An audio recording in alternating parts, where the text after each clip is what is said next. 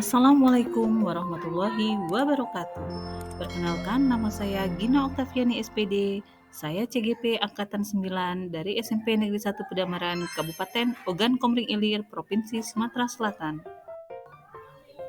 Kali ini saya akan membahas mengenai materi koneksi antar materi modul 2.1 pembelajaran berdiferensiasi. Apa itu pembelajaran berdiferensiasi? Pembelajaran berdiferensiasi adalah suatu pendekatan yang mengakui bahwa setiap siswa memiliki kebutuhan dan kemampuan yang berbeda-beda.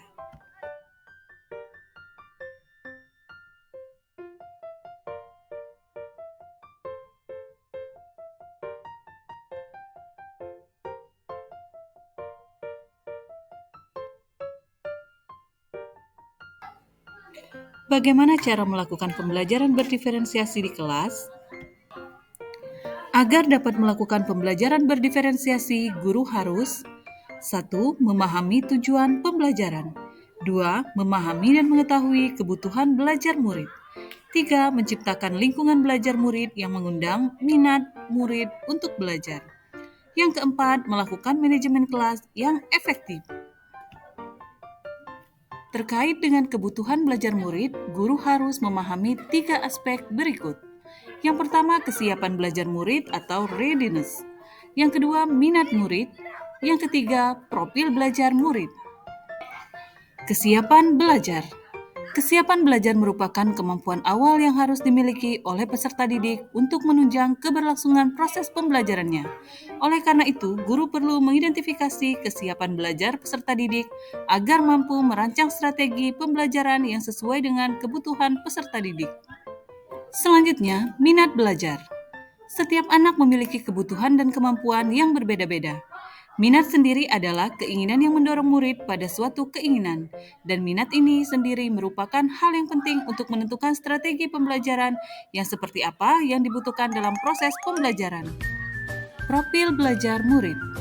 Yang pertama dari ruang lingkungan, yang kedua budaya, yang ketiga gaya belajar, dan yang keempat kecerdasan majemuk. Kebutuhan belajar murid dapat diidentifikasi berdasarkan cara-cara berikut ini. Yang pertama, mengamati perilaku murid. Yang kedua, mengidentifikasi pengetahuan awal. Yang ketiga, mereview dan melakukan refleksi terhadap praktik pengajaran. Yang keempat, bicara dengan guru kelas sebelumnya. Yang kelima, membaca rapor di kelas sebelumnya. Yang keenam, menggunakan penilaian formatif dan diagnostik.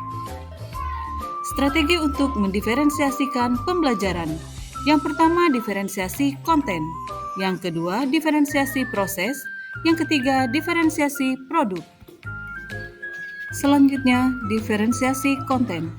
Diferensiasi konten berkaitan dengan perbedaan konten materi yang diajarkan kepada murid sebagai tanggapan dari kesiapan belajar murid, minat atau profil belajarnya, visual, auditori, kinestetik, atau bahkan bisa kombinasi dari ketiganya. 2. Diferensiasi proses.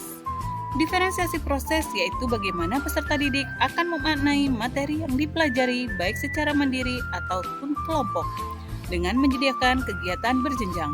Bisa juga dilakukan dengan memberikan pertanyaan pemandu atau tantangan. Yang ketiga, diferensiasi produk.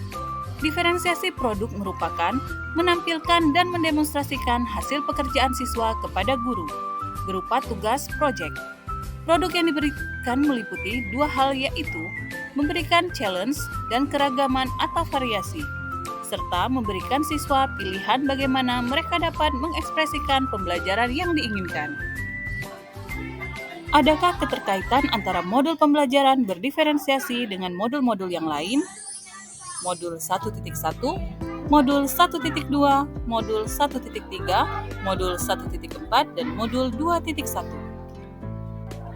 Hubungan modul 1.1 dengan modul 2.1. Untuk melakukan pembelajaran berdiferensiasi, maka guru dituntut untuk memenuhi kebutuhan belajar peserta didik sesuai dengan kodrat alam dan kodrat zaman, sehingga dapat mencapai kemerdekaan lahir dan batin dari peserta didik, sesuai dengan filosofi Ki Hajar Dewantara.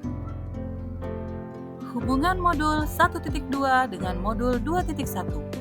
Dalam melakukan pembelajaran berdiferensiasi, seorang guru penggerak haruslah berpihak pada murid, inovatif, reflektif, mandiri, dan kolaboratif, sehingga menciptakan pembelajaran-pembelajaran berdiferensiasi untuk memenuhi kebutuhan murid.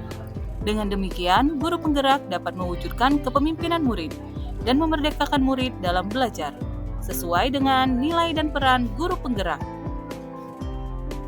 Selanjutnya, hubungan modul 1.3 dengan modul 2.1. Pembelajaran berdiferensiasi bisa menjadi salah satu strategi untuk mewujudkan visi guru penggerak yang berpihak pada murid. Hubungan modul 1.4 dengan modul 2.1. Dalam pembelajaran berdiferensiasi, perlunya kesepakatan kelas terlebih dahulu antara guru dan murid agar proses pembelajaran bisa berjalan dengan baik, sesuai dengan nilai-nilai budaya positif. Sekian pemaparan koneksi antar materi 2.1 dari saya. Terima kasih telah menonton video saya. Salam dan bahagia, Bapak Ibu hebat. Wassalamualaikum warahmatullahi wabarakatuh.